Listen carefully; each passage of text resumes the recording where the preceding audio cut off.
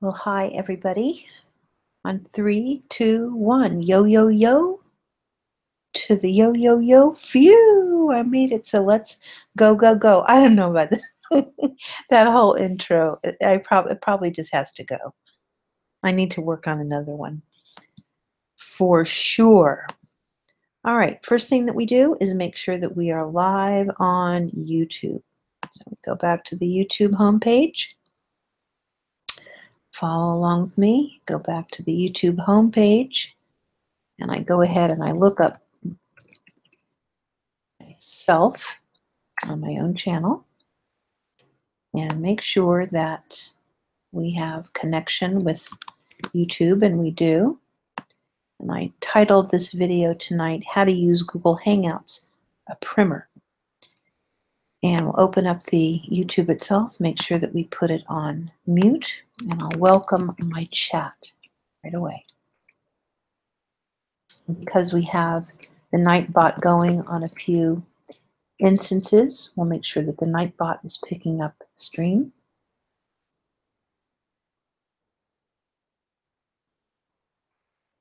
And if I don't see it right away, then I'll go ahead and I'll put the signals one in, and we'll see which one comes up first. Give it just a few moments here. All right, so you'll notice, of course, I'm showcasing the chart right now, but because we're here to how to use Google Hangouts, a primer. What I want to make sure that I can do is actually show you, and as I think I can start, I don't know if I can complete a Hangout, but I believe that I can start a Hangout with you live as what would be considered a second Hangout. Now, I did invite I did put a little shout out to my buds on Discord, so let me check and see if anybody's responded. And of course, it's always a very scary thing, isn't it, to think about that, oh my God, Beauty's gonna want to go live with me. Oh my God, that might be horrible. I mean, it might be scary. But anyway, yes, good enough. The bot is working just fine. Okay, so let me see here. First of all, this is how I understand the original, in fact, let me bring down the chart and let me go back up to YouTube. And let me go into the YouTube homepage. YouTube.com, right? Broadcast yourself. Broadcast yourself, right there. All right, then we'll go back over to Hangouts to make sure that you guys can actually see that happening. And I knew that this would be clumsy, but it's going to be just fine. All right, so this is the, here we go on this is the regular youtube.com homepage. Okay, I hope you guys can all see that. We'll go ahead. This is where we are live on YouTube. Over here, that's the window, the left tab there, How to Use Google Hangouts, which is the title of the video. And then here's the home page where everything gets started. So the first thing that you'll do, because you'll have your own channel, is that you'll go to YouTube and you'll get into your channel. And at first you might not have a vanity URL, but you'll go into your name, and up above here you'll see a lot of gobbledygook here. Now if I go into my About section, you'll notice that my username is the vanity, the BeautyBubble. I could not get BeautyBubble when I signed up, so I took the next best thing 8 years ago, which is the BeautyBubble. Okay, we'll go back home. And you'll notice here that we have our standard banner and all the places that you can find me on social channels. And then the past streams, events, playlists, and it goes on and on and on and down. Looks like a full-blown TV station, doesn't it? On the right here, you'll notice 2 places that you can go. One is customize the channel, The other one is Creator Studio. So you want to go into Creator Studio. In Creator Studio, it goes to the bright white because this is not on the dark theme. You'll notice when we were on the other window that I have it on a dark theme, or what's called a gamer's theme. So the old school way is the white, all the white background here. Underneath Creator Studio, over here, you'll notice that you have all these different windows that you can go into, and there's one called Live Streaming. So you want to open up that window. It will take you to a page that connects with open broadcast software and other, I believe they're called RTMPS, RTMP encoders. And those are for individuals that are going live or they're recording their videos where they want to use more advanced video and broadcasting features such as lower thirds, slides.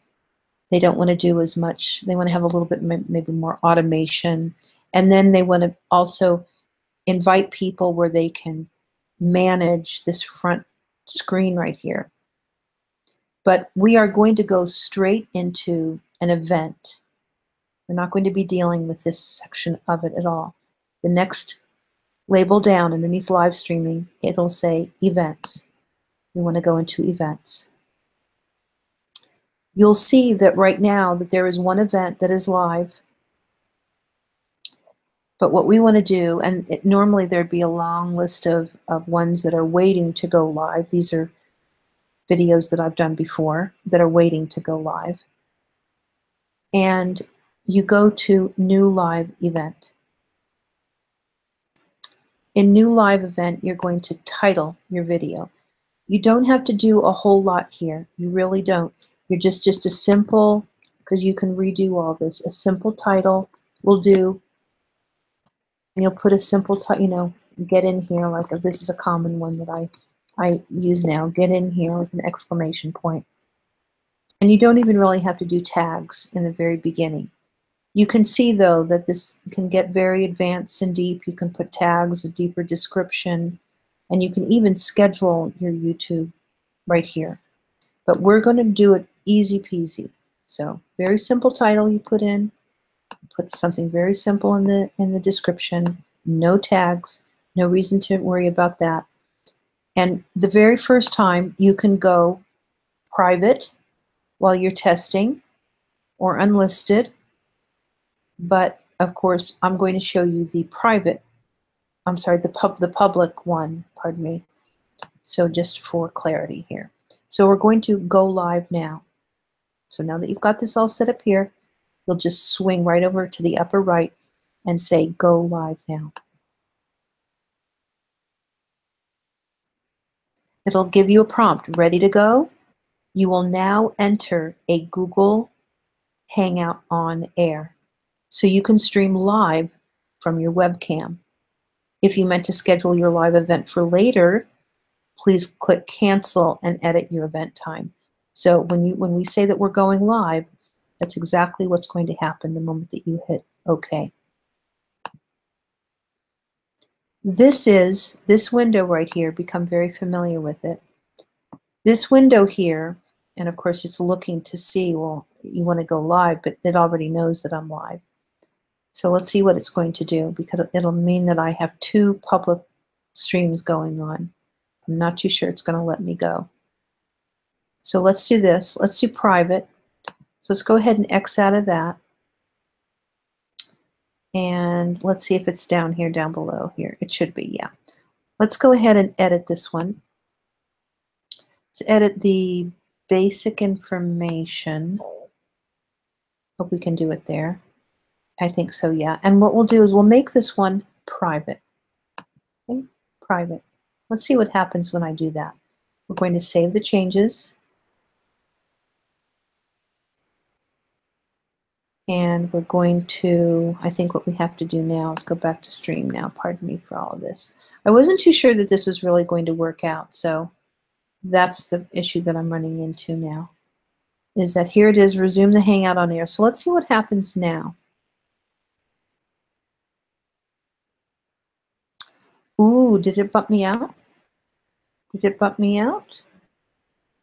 No, we're still live. Okay, did not bump us out. I don't know why it says resume Hangout on air there. And then our other event is not there. Our simple event. Let's see if I search for, let's try it again, because it doesn't hurt to do that. Let's go to events. Let's go back to new event. And once again, we're going to do a simple test, but we will do a private one and see if that works out. We're going to make it private. And we're going to go live now. I wanted to see that we can go okay. I wanted to see if we could get more of the pop out so that you could see that happening. And it doesn't look like we're not going to get a good latch. But you'll notice that there is a link up here. That is the link that you need to send to your panelists. When you're live, over on the right bottom, you'll also get another link, and that's the link that is shared to the public. So up here is a special sauce. That link, once shared with your panelists, then they will be able to pick up that link, and they'll go through their prompts, and they will become a panelist. That I wanted to kind of show you up close. But I think it's because I'm on two broadcasts right now that it's just not going to let me do that. So see, I made this one private, and it picked it up as another attempt right here. That was the first attempt. And then this attempt here. And then of course we are in, these are now somehow kind of in the scheduler right now. And I can imagine, I thought that maybe there was a chance we wouldn't be able to have you go through all the prompts, being that I'm already live.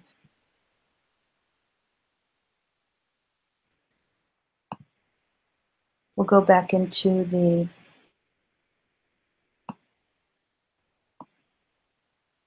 window.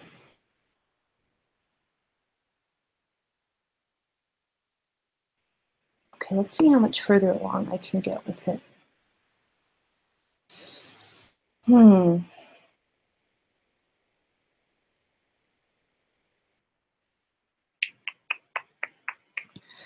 I think what I'll do too is let me find a couple of videos where they're actually doing the screen share so that you can see what it looks like after the Google allows you to actually go live, because there are prompts. There's a left rail that lets you screen share. There's also a chat. There's a few things that you can do in Google Hangouts itself. And then of course it gives you the prompts to start broadcasting. It has a countdown whirly, and then it says you're live up at the right, and then you're live. There's a few seconds delay before the audio picks up, so you want to give that little bit of a breath before you start, but then it starts. And then when you want to finish up, it just says stop your broadcast. It gives you an opportunity to hang up, because it's actually it's like a video call. Even though you're video sharing, it's still sort of treated as a video call. So there's a little handle of a phone, and then you hit that, and then it goes into archive. From archive, you can do all sorts of things. You can retitle, you can put a deeper description, all sorts of things like that. So, but I wasn't too sure if it was going to be able to come across as well as probably some of the other videos that are out there. So I'll go sourcing out. Let me get my chart up. When I bring this down, you'll notice that the window goes dark. But because I have a single chart on my screen, I simply go into my Hangout, and on the left side, it has a screen share window. I screen share, I choose application window, and I select the window that I want to share. And there we go. Present to everyone, and then now we're back to a real-time price chart. You'll notice too is that this is not a static picture. This is a real live chart, and I have all the functions that I would have if I would. It wouldn't matter what interface that we were using at all. I could be showing you photographs. I could be showing you my Twitter. Any number of it's a screen share, so it just acts just like any other webinar service would. If you had a lot of people will line up their tabs all along here. So for example, you'll notice like I'm going to go into my tweet deck. And here's my tweet deck. I could also open up a slide that had graphs or photographs of the teachings. So we could do that here. It could be other charts as well. It could be a news feed. And of course, it could actually be my Twitter. So this is my live Twitter right now. See, I have a message that's waiting for me. So I should probably pick that up in a moment. And, all things, of course, together are good, right? Maintain your privacy best you can. Follow the rules of, the whole internet etiquette. And you just take it slow. I've only ever noticed a few people that have glitches and so forth. And it seems to me that a lot of these things come from that they just don't spend enough time in the platform to work the glitches out. So, but, it's my platform of choice, even though I'm using Twitch now. I've been using Facebook Live. And, I go where the party is, as they say. But I've enjoyed my, 8 years on YouTube.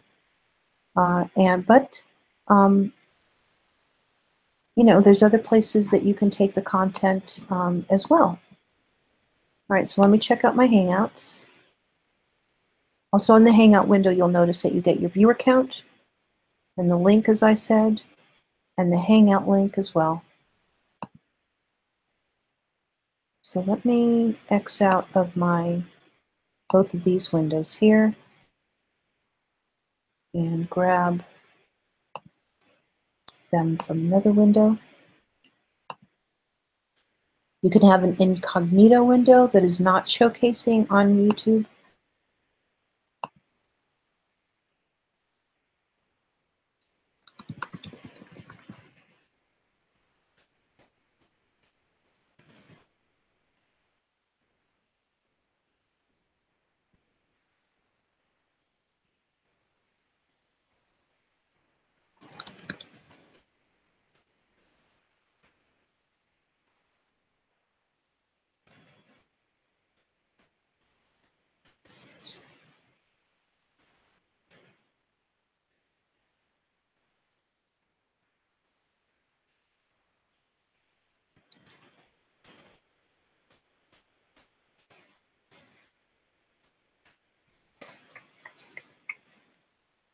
All right, so I'm about to send my Hangout link to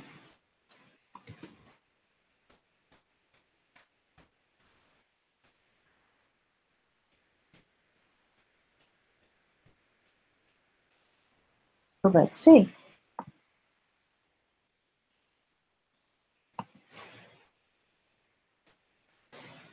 So keep an eye on your Hangout.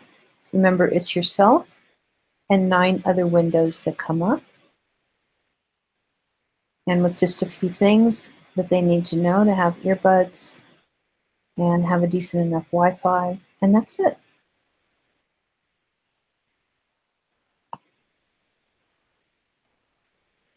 And then, of course, I can send, let me go ahead and also send the YouTube link.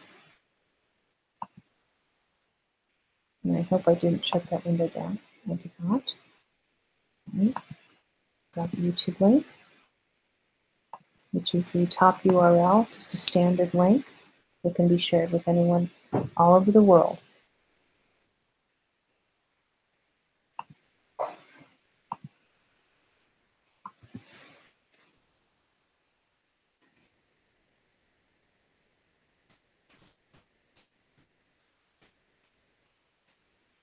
There we go.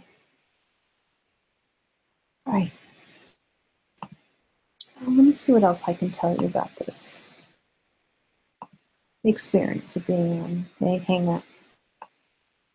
I think some of the things that that Google has kind of flubbed up a little bit is that it was Google plus Hangouts, then it was Hangouts on Air, then it was YouTube Live, and then of course YouTube Live. When we started to go on to YouTube Live, it was immediately taking us to a Hangout window.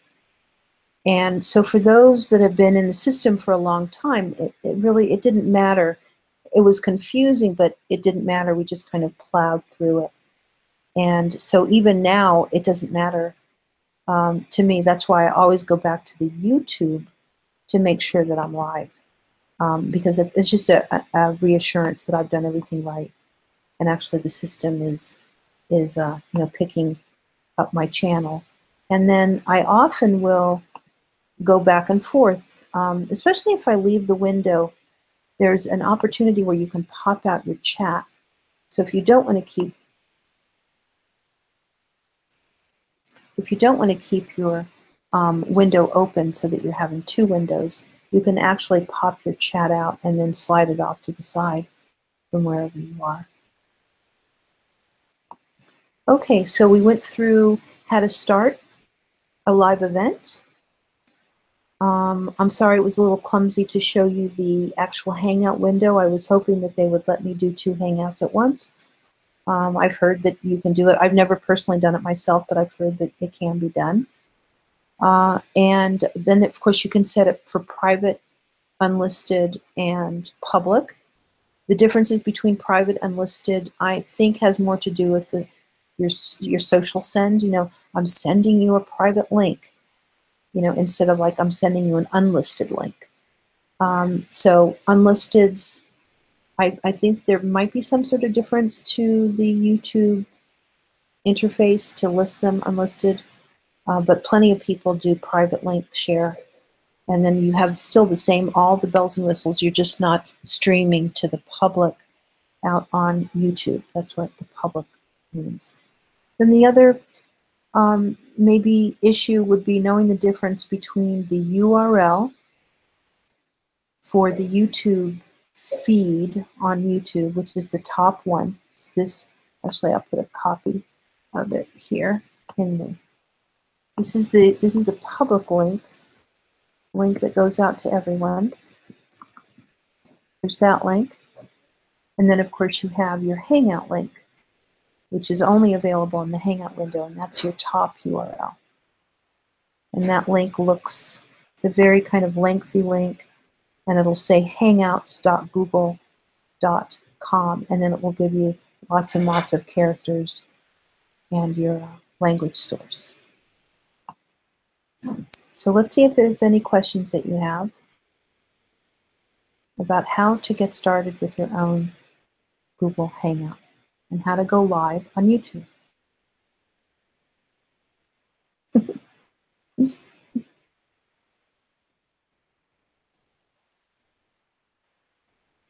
Just let me know. All right, so right now then what I'm going to do is I'm going to send my YouTube URL out to and over to Facebook.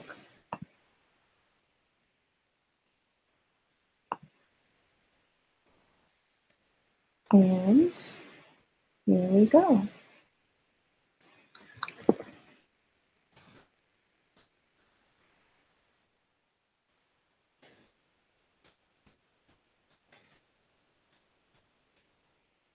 Make sure that it goes. And remember, the link works just fine over at Facebook. And it actually, the delivery is very nice. It gives you the title and a little bit of just the first little few words of the description. So it comes out really nice, especially when you just make it really, really simple. So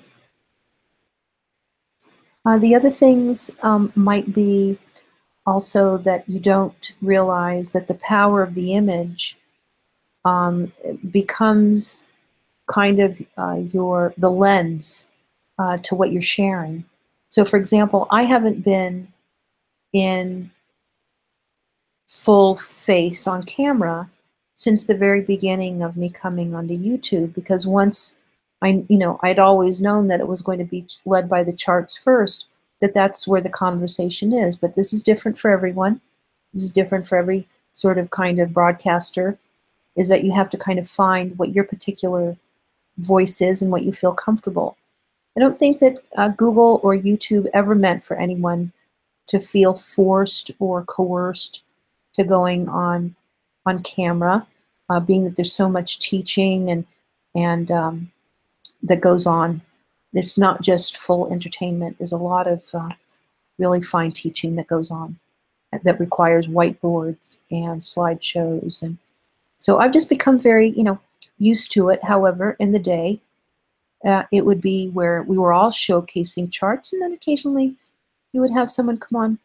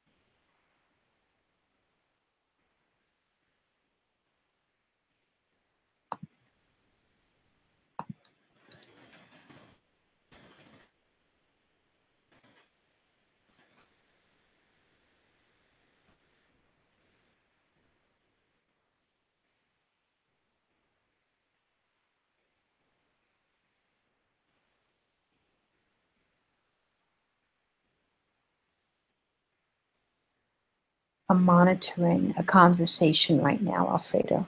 So I'll be live in just a couple of moments here.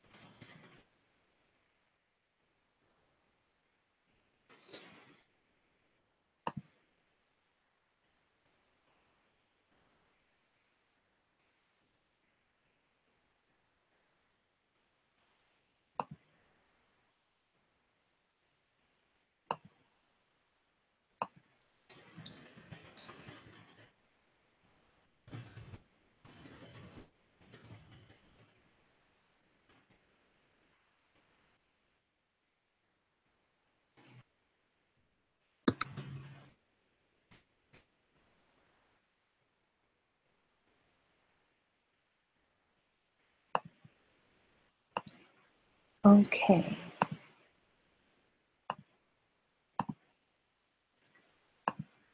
Alrighty.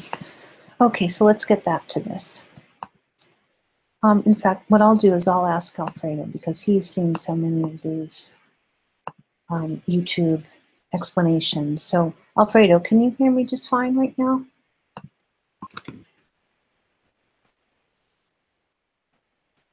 Let me know.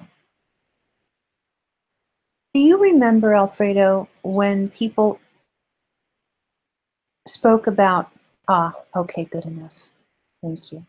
Do you remember when we would speak about that you could have 2 Hangouts going on at the same time? So, I tried to do that this evening so that I could show how to get in, what the Google Hangout window looks like. But all it did was give me, the loading, the loading little quote cycle that goes on. So if you know anything about that, sort of let me know. And then the second thing that I'd like for you to go out and source is like a very good but simple, well done Google Hangout how-to. Because what's unfortunate about these is that we can't do them without using the third party. I've always found that very interesting. We can't do it. I can't show people that want to be inside of YouTube the Google Hangout using Google Hangouts. So that's where we're at right now. All right, so we'll do let me just speak for just a moment here, because after all, this is my channel. Isn't that cool? This is like, it's my piece of the world on YouTube, and I get to speak from my heart, and I get to actually be more of myself, I suppose I could say. So for the past many, many years, I have sought to bring the world of the Bitcoin trader, or the coiner in the beginning is what the affection was towards the Bitcoiner. The very best that I had, the very best people that I knew, the very, very best. And I haven't handled a lot of it very well, because I didn't realize how much ignorance there really was inside of the Bitcoin community. I didn't realize that there was so much, ugliness even in the internet, because I was sort of kind of new, especially not new to the internet and not new to computing, but new to the social advantages and disadvantages. That part I was not aware of, if you can imagine. I really thought that people treat each other in the same way. But of course, I was handed a big dose of internet wisdom early on. But I never stopped seeking out and wanting to bring the very best of not only who I am, but who's out there to help guide us, help inform us, help us become what I consider, if you trade well, you will be well. And if you are well in your head, you will trade well. And all of these sorts of metaphors that I have about the trade that I take very seriously. So tonight, after a long time of connecting dots, which I do a lot of, I think I probably connected one of the most serious dots in my life tonight. Because I'm not the best spokesperson. I'm not the best persona and the best personality, apparently, right? PewDiePie talks about the people will follow you if they care enough about you. But there wasn't a whole lot to care about in the beginning. I'm rather turnkey. Come to the internet to be cared for. But if you find a vulnerability and people find that they like you through your story or just how you handle yourself, then it's so much easier, right? And then, of course, you have the other side, these brilliant people that are out there that don't use the internet that much. And when they came on, I can give you stories about early people that came onto Twitter from the financial markets that were trying to do the same thing I was doing. Hi, everybody. How's it going? I would like to share something with you about the financial markets, something that is probably pretty important to you. And they would get trolled enough to leave. And when they left, a lot of our souls died along with it. And they, in some cases, they would leave and it would feel like they were leaving for good. They didn't want to have anything at all to do with the shenanigans, the BS, the, hurling, the foul language and all of that. They didn't want to have anything to do with it because this work is hard work. It is work. It's serious. It's mindful. It's everything that you can ever imagine, the hardest thing that you will ever do on the planet Earth today. And it's not a joke. So when they would leave, it would be like, holy, what are we going to do now? And I would go out and I would write my emails and make sure that everybody, it's okay, it's going to be fine. You come on back, it's all right. And they would go, effing no way. I don't want to hang out with people like that. I want to be part of that. And then one day I meet, no. and then one day this fellow here shows up. Now he doesn't know this, but my father was an officer in the Marine Corps for 26 years. And I have a brother and my grandfather buried at Arlington. I come from the discipline of a military household, but I'm not a military brat. And when I met Shot, who's in the, I'm thinking that he's in my Hangout right now, the Hangout. You can sense the promise right away if what you've been doing is looking for it. You can sense that vessel where the legacy markets can hand over to the next generation, to those that they trust and love, and that they've been heard and loved on back. If you don't have that, if we don't have any kind of familial connection, I'm not talking about being the internet family and all that BS, the familial connection to pass on these ideals, concepts, inventions, we are so effed up, it's ridiculous. And I will not throw it away. And that's why I foster these relationships as difficult as they are. I probably rage quit with this one person more than 10 times for reasons that made sense to me then, for me, really, for me, for my preservation, not for helping anybody else, but for me. And then you come to a crossroads where life is changing. Life changes, guys. People die, people get divorced, people move, people lose their friends. All of these things change. And guess what? The legacy, the legends in the market, they change too. But if they decide to leave us, we are so screwed up. It isn't even funny. And you know why? Because the last innovation that came through the crypto community, and he's not even involved in Bitcoin, was the blue candle. That is the last innovation that was accepted by this community. That is ridiculous. So Shot's in the Hangout right now, and I'm going to ask him, and then I'll just hand over the mic to him. Who did you meet tonight? I talked to Andrew Cardwell. And for those who do not know who he is, he took the RSI to the extremes and developed a lot of the nuances with the indicator that people take for granted today. And a lot of the advanced analytics that are put on the RSI and similar indicators are pretty much programmatizing his ideas. So they don't even know where it came from, but it came from him. Back in the days when charts were drawn by hand with a ruler. You know, when you first started talking about RSI, did you even kind of know why that particular piece of the puzzle made sense to you at all?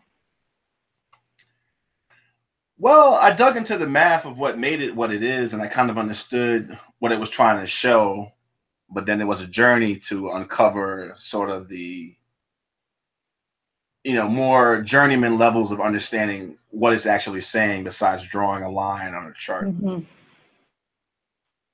So, like, as a younger person, do you think that these things can be elevated, that the legacy can carry on and have the same sort of import? Like, where do you see that, that whole kind of historical thing going? Like, do you think that we can make Andrew Cardwell as synonymous with, because he and John Bollinger, right, have known each other for 30 years, right? Yes. And the fact that these are two living legends, that they know each other, they know what the hell is going on. Do you think that we can carry this forward? Well, I can give you one more name, because we talked briefly about Mark Douglas, and he met him a few times, and he passed away recently, and mm-hmm. I consider him the patron saint of retail traders. Mm-hmm. Pretty much anybody who's gotten decent at this craft has come across the ideas of these three gentlemen. It's almost mm-hmm. impossible not to. Mm-hmm.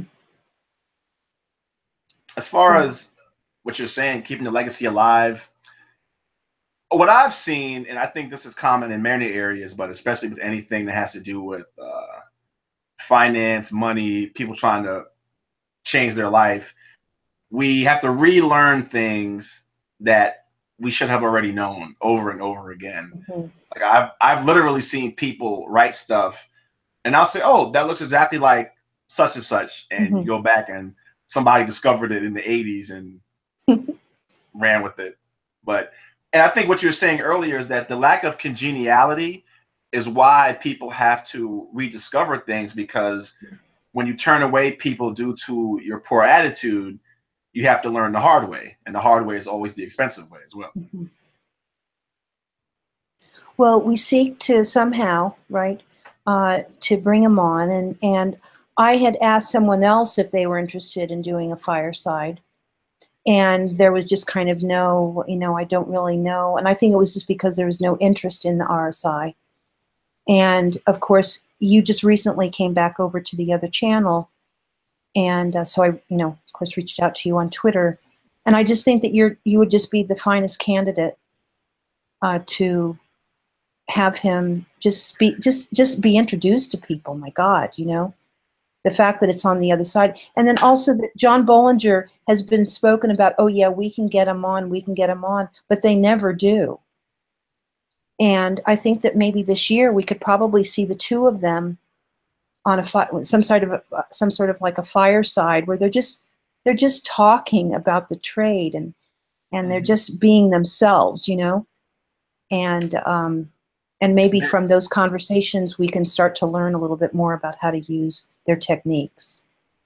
And it's a double-edged thing, because their interest in cryptocurrency and Bitcoin has been growing steadily. And likewise, as more people come into cryptocurrency and then think about mm-hmm. trading in it, it's almost guaranteed you're going to run into some of these, I don't want to say basic, but they're more like the primitives. They're the building blocks mm-hmm. of a lot of the strategies that people use. So it would be a good thing for the community as a whole to embrace these gentlemen and welcome them into,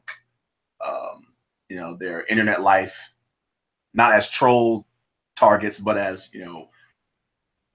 elders who have been there, done that in the era where charts were not as easy to change as changing mm-hmm. a period on your trading view settings. But, you had to go out and actually calculate everything by hand and draw it. And as Mr. Andrew said, hard knock you was how he learned his trading lessons.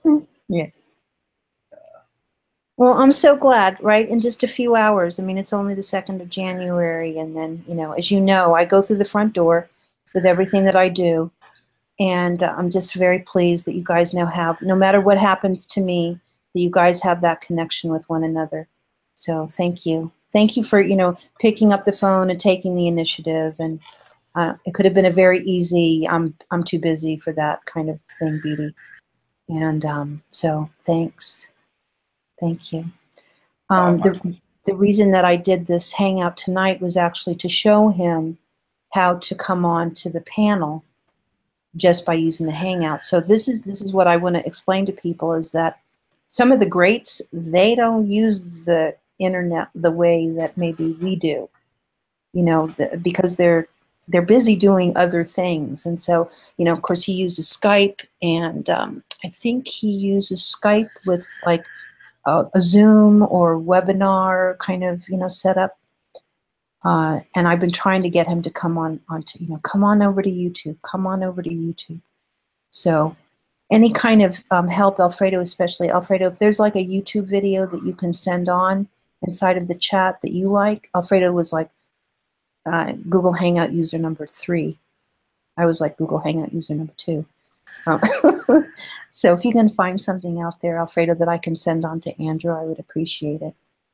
So, well, I can hear that you're vaping on something, so why don't you go ahead and tell the good people what you got going on. I think this is Naked's Hawaiian Pog. It's good for a rainy night down here in Florida. What else is on your mind? What else is on your mind, Beauty? Have you been watching the markets, crypto? So much. So much is on my mind. You know, we have the CME, right? Because we're on IB, right? For everyone, that's Interactive Brokers. That's where we do all of our trading. We have some smaller accounts on the, you know, Fidelity and that sort of thing. But IB has been our primary trading platform for 10 years. So we were very excited, you know, of course, after all these years to finally see, you know, the product, as I call it, the product to be legitimized. So that's been really interesting. I have, you know, my concerns still are sort of the same as they've been since really the mumble. When I left the world of earning to the world of learning, because I know how to earn on this trade. I know how to earn in this particular game. I think it is interesting to see, though, that the trade has migrated, and I find that the frustration of volatility inside of the community, and I'm only speaking of the other channel, of course, but the complaint is volatility, and of course I invite them into our trade, you know, every morning. I invite them into that trade.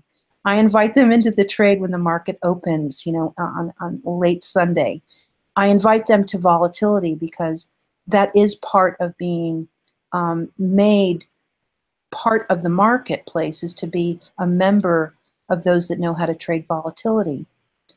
On the long game here, I am also very dismayed because, you know, we did a rebalance in the 19s, just so and I've shared this with other people. You know, clearly, I mean, we had a family conference, and clearly it was like, okay, this is something, and anything after December 11th for us is a high risk.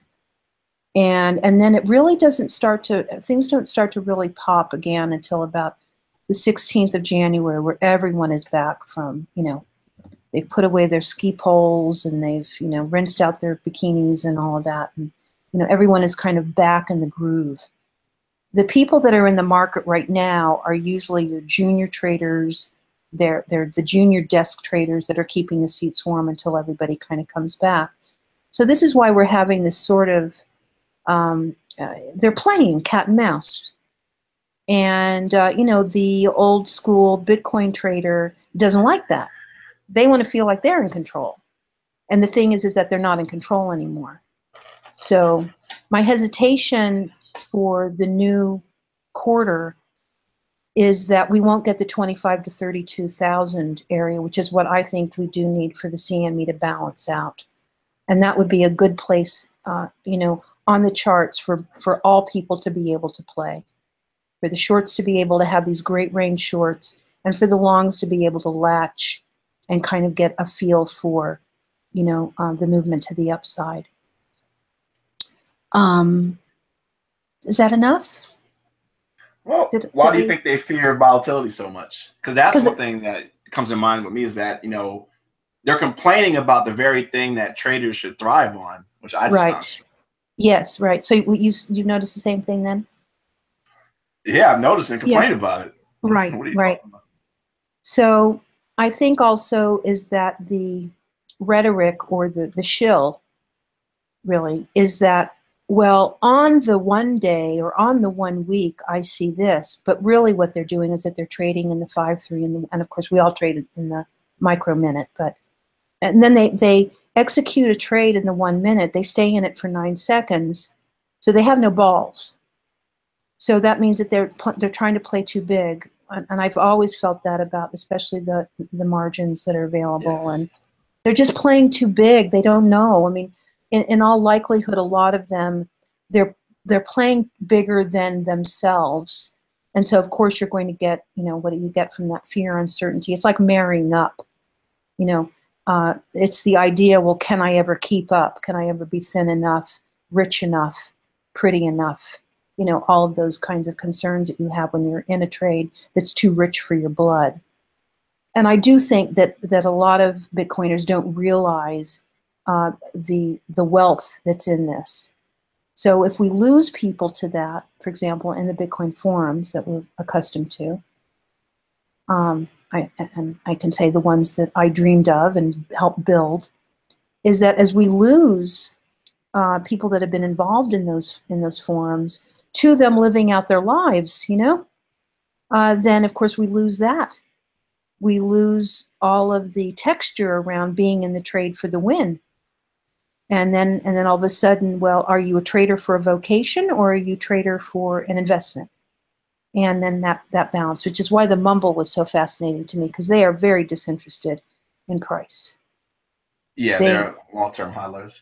Yeah, yeah. So when you need to know about the infrastructure because it affects the trade, but yet you're talking to people that are uninterested in the trade, it becomes confusing. So I think that we're just going through a real I think they're related, but I think part of it is, like you touched on it briefly, because you mentioned the trade is too big. So that's positioning. And as I move on, I'm seeing that, okay, a lot of this fear, uncertainty, and almost the nervousness and the complaints is that they aren't adjusting the trades to fit their current level of psychological adaptation. There you go. To trading. That's right. So from a practical standpoint, what I've learned to suggest is that, okay, one is what you said, positioning. But I think positioning comes in the beginning and in the end. So I advise people, okay, look, pick a position size that's comfortable, where over time, if you don't think in a trade by trade mentality and you commit to take, say, 20 trades of a setup you like, that you feel comfortable putting on, irregardless of any emotional feelings, but just trust in your analysis.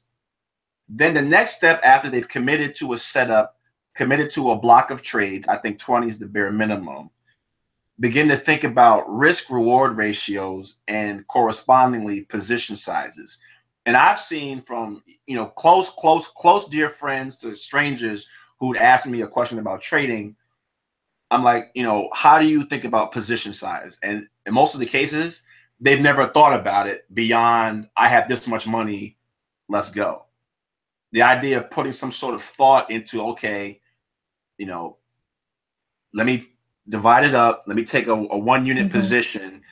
So, because the idea is you want to reduce your position size until you're comfortable hitting the button in or out without any hesitation. If you're hesitating, that's a signal to yourself it's too big. So scale it back. If you have to go all the way down to practically nothing, that's fine, because you can always get back up. But just, and you have to inch your way up and inoculate yourself to the fear, because that's the only difference between good, consistent traders and those who either make money by luck and don't realize it, or those who are consumed by the fear of the volatility in the market, is that they've stepped in too much. They're in the deep end of the pool when they haven't learned how to swim yet. And well, I want to say them, hello to all of our viewers, just so that the YouTube channel is live, like out on YouTube, and we're not hidden behind a TeamSpeak or anything. And if you can believe it, Shot, there's 18 people watching right now, and it has to be because of you. And thank you so much, because anytime anybody is with me, it is a recipe for loneliness, because I'm not the easiest person to get along with. But I do know that it's worth fighting for, guys. It really is. And something else that I want to share is that a lot of times there's not consensus in a trade. There's not consensus. What I continue to hear is that, well, it looks like it's going to go bull. And I'm looking at the chart and saying, Harry, it's not going, like I'm so convinced. Well, that can be a trap though too, where you're so convinced of a direction, you're so convinced of a particular move, whether it's based on a triangle, which had a certain popularity a few months back, where everybody was talking about triangles, failed channels, etc., and that you're just so convinced. And what I can say, hey, Day Trading Live, thank you. Hi, everybody. No, it's not 18 only. No. Every 13-year-old that I've heard has heard all the 7 words, I'm pretty sure. I think there's 7. So you don't want me to read off the 7 words? Okay. All right. So to the chat, I'll have to kind of put that aside so I can finish this thought for a moment. We don't have consensus because we're still new in the learning game. See, we haven't graduated yet as a trading population. Yet the CME and those that are trading the CME, these are tenured traders, right? Like when I put out on Twitter, "Mommy's mad," and you see a move, like these are tenured traders that are making decisions based on many different things, and there's consensus. Now there's always both sides, but when you've got like a 9-candle long, and then you're not looking for the top, I don't get that. Like you know what I mean? Like there's a lot of things that I don't get. The logic I don't get. Because why? Because there's too much ego involved in the conversation. I really think so. If you'll just keep it chart-centric, keep your mind open to different ways that you can look at a potential setup, I think is wise. What do you have to say about that? That's all true, but I think part of it is terminology, right? Now, Yeah. I'm a big fan of Nassim Taleb's work. You've heard of him. Yes. Those who don't know, he's the author of The Black Swan, Fooled by Randomness, and other works. I detest the term bull and bear. It drives me crazy because it ignores, you can have a move of low amplitude, but a very high probability. Correspondingly, the same EV can also be applied to a trade that has a low probability of occurring, but it might be major amplitude. So for example, we're in a range, but it might break. I think that there's an 85% chance we go down 5%, but there's a 15% chance we probably break up 30%. Am I a bull or a bear? Right? I think that, the language, the terminology, that hurts discussions, because how do you identify as a bull or a bear? And every sophisticated trader has already gone past this point. But for those who, if what I'm saying to you doesn't make sense, you're not at that point yet, where, there are multiple outcomes with multiple edges, multiple probabilities and amplitudes. There really is no bull or bear, because even if the market is super bullish, as you might say, every pullback, oh my God, it's doomed. How quickly they were so convinced a candle ago that we were going to the moon, but now, Okay, so recently I've been monitoring, right? And I've heard you speak a lot about edges, and only because people will benefit from this in the archive too. Just tell us. I always get goosebumps about this. Tell us about edges and all of that. All right. Now, for those who are graduating from a trade-by-trade mentality where your life is on the next trade, is it going to go up? Is it going to go down? Am I going to lose money? And you get fear and gripped. Mature trading comes from understand the power of technical analysis is not in avoiding ever being wrong. It gives you a probability of a certain outcome. So what I like to say is, I say poor man's QA, poor man's quantitative analysis. You have your trade set up. Let's just say it's real basic. EMA crossover, right? Not my style, but let's talk about it. 50 and a 200. You get a golden cross or you get a death cross. The crosses don't say that it is a certainty things will go up. But you can go back in time and say, okay, when conditions were similar, based on price level, based on the EMA situation, and you get the cross, how many times, as far back as you can count, either manually or if you're more sophisticated with some software, does that cross, that signal, give me a result in the direction that I'm looking for? So say if it's a bullish cross, and out of the previous 100 times it showed up in the charts, price moved up 10%, 70% of the time. That's how you define your edge. It gives you the probability this signal produces this result 7 out of 10 times. That's your edge. Now, you sharpen your edge, and this is when you come into expected value by saying, okay, if I'm going to take every trade of that setup, every time it shows up, what risk reward ratio do I have to use to gain positive EV, to let the law of large numbers work in my favor, so that even if all the ones that are supposed to not hit, say 30 out of 70, I take a loss by getting stopped out, how much do I have to make per time on the ones that do work out? Those calculations are your edge. And if you don't know your edge or think about your edge, then you have a lot of room to grow, because your edge is what brings the consistency. Knowing that setup currently, obviously the history is no prediction of the future, but it's the best we have. And it's pretty obvious the market has some sort of memory. We return to certain price levels. Support and resistance concepts exist. So 70% of the time, that setup, I get 10% bullish movement. So then from that, you calculate your risk reward. You go back and say, okay, the majority of the time, we had like a 2% pullback, then we got the 10% up move. So okay, I need to have a stop loss in order to not get stopped out from the volatility of 5% below that level, and to shoot for 10% above that level. That's a 2-to-1 risk reward ratio. I'm risking 1 to make 2. And when I say risking 1, it refers to the amount of loss. You're gonna assume whatever your stop loss is, pay that up front. Say that money's gone. Don't try to recover it. It's gone.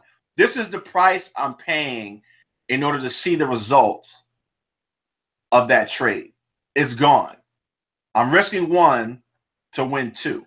And then over time, if you've done your calculations correct and fortune is in your favor, over a series of trades, you will gain your edge. The outcome of those wins, those losses tallied up, and profit and loss calculated. So guess what? You have a couple questions that have come in through the chat. Day Trading Live asks, Sir mentions about probabilities and that EMA cross is one of them. Then he mentions it is not his preferred way to look at it. I'd love to hear what he looks at to be establishing probability on a trade, specifically to Bitcoin. All right. Now, in my own particular case, and I'll give you a general understanding, I think a good trading indicator stack should have 3 features. 1, some sort of price action setup, either EMA crosses, like, by price action, I mean price related to itself directly. So these include your Bollinger Bands, your EMA stacks. I use Ichimoku, which consists of essentially 5, I want to say average, but they're not really averages. And how those lines work in conjunction give you some relationship to current price to historic prices. But there are many, many price action indicators. The Williams alligator, they're endless. Then you have a momentum indicator. We have the RSI, which Mr. Andrew is related to, as we mentioned earlier. You have your MACD, your TDIs, your stochastics, and they talk about price in relation to itself in the form of what we might say it's the integral of it, right? Price is getting faster, faster. That's what momentum indicators look at if you examine the math. So you need one of those and some sort of volume analysis, I think, to have a complete picture. Now, some people will use certain momentum indicators for different situations, but in general, the basics: one price action, one momentum, one volume. For volume, you have tools like the VWAP, which is the volume weighted average price, which tells you X amount of this instrument were traded at these prices. And so one simple example is that when you have a moving average of 50 and it says the price is 100, the VWAP might say 88. And what does that mean? It means that because of the low volume, the average price people got into the trade is lower than what pure price action signals tell you. So there's somewhat of a dislocation. And there are many strategies around playing that distance. Mean reversion strategies. You can play momentum strategies as the VWAP catches up to the actual price. And why volume is important is because while price is ultimately the king of all indicators, periods of low volume can often cause price movement in magnitudes greater than what you would expect if the market depth was thick. So prices can, shoot up a lot more after you think a reversal is coming, but then you look and say, oh, it was low volume. It was a low volume reversal, where actually it was a low volume continuation. We are going to reverse. And that was something that happened in Bitcoin yesterday. There was a big bear div. Now, of course, Mr. Carwell may get on me for that because we went into a little bit of the nuances of what the signals mean, but let's just say it. And there was a bit of a continued push, but it was on really low volume. So price kept going, and then it reversed hard as the momentum, it just stalled out. And so now, why do I use Ichimoku? No particular reason other than I just enjoyed learning about it. I understand it, and it relates to Fibonacci. So that's another one for you. If you use Fibonacci retracements and Fibonacci extensions, you got the Gartley patterns. There are many price action indicators. Okay, so before you go further, and then I don't know how much time you have or anything like that, but our day trading live guy says, interesting about volume indicators. I have not looked into that. The VWAP, you say? VWAP, volume weighted average price. Yes. And there are some really interesting names in the VWAP space. But if you like humor, I would check out Kenny Glick, who has talked to some of the other VWAP gods out there. But he's just a funny guy. And he trades legacy, but some of the stuff, and he has a big YouTube channel called Hit the Bid. My favorite legacy trading personality. But the VWAP is my favorite, but it tells you volume analysis from one dimension. Volume can be looked at many different ways, the same way people look at momentum from different ways. For example, there's volume weighted average price. Then you have total volume as a whole, where bars that have more volume can often have more meaning than bars of low volume, because a low volume candle price can move around without as much resistance. It's almost like, it's lubricated, and that might not be the real picture. And very often you'll see that and the VWAP kind of intersect. And some strategies can be built around increasing volume because you're seeing money come into the market. And that can often show up in volatility too. And as you understand the relationship between them, volatility and volume changes, if one is moving but the other isn't, that can say something, and vice versa. There's also a volume profile where you analyze the amount of trades at a specific price and say, okay, these many people bought the top and they're trapped, because you can see current price is much lower than where they bought it at, and the trades in between the top and current price is much smaller than all the activity at the top. So yeah, at least 80 million worth of trades are trapped up there, and now we're way underpriced. So what can you expect? As price begins to creep up, they're going to get nervous and probably try to sell to get out of their underwater lawns. Okay, well, we don't want to give the good folks too much of good love in here, do we? Go ahead. So I know it's always fun, and I adore you and I miss you like cake when we're not speaking to each other. But this is really the first time that we've been able to just just be with each other and be our natural selves without some of the cacophony that goes on in the other forums. And just to hear you answer these questions, for anyone in the chat, please give a shout out to Shot. He's on Twitter, and we'll do everything that I can down below once it's all in the can to connect everyone with my, I don't know. She's like, this is a weird relationship that we have.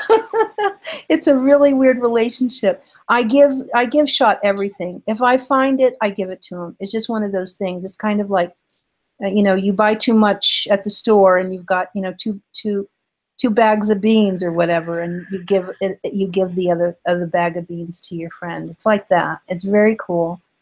And we're always on the hunt for things that are innovative and informative that allow for you to make an actionable trade that's profitable. So, but in between all of that, there's all this learning and relearning, and then of course there's the structure of the market completely changes on us. We go from, literally there's a video of me at 5,000. I'm crying my eyes out in total utter joy, and then by the time I grabbed the tissue box, we were at 12,000. So, we have to deal with a lot of emotion in this trade too. But let's see if there's any other questions that you guys have for Shot. And Day Trading Live, we appreciate you too, because one of the things about being able to voice, right, which has been this dream of mine for so many years, voice to the charts, is that we can elevate what we all know so much faster. Even, I think, faster than the visual, which is that where we're, because you'll listen to a certain tone or a certain way that someone speaks, and it will resonate with you, literally. It will go into your brain and stay there. That's why we listen to songs and maybe we don't know the lyrics, but we know the melody. And so that's why voice to the charts is so important. And, the deal here at my channel, or reviving my outreach, is that it's a no guru. There'll never be a guru here. There'll be never anyone that's higher above or lower below or anything like that. No question. There's no question that can't be answered. And how much I appreciate you goes beyond any measure, truly. So, well, okay, Shot. Well, I don't want, because I want you to come back and everything, right? And talk about Ichimoku. Like that. When you talk about Ichimoku, that blows my mind. So maybe, maybe you'll do that. Yeah, I will. And then if we can bring Andrew. I gotta give some love to Carl, because he's the Ichimoku. Yes. The Godfather, Chaos Trader.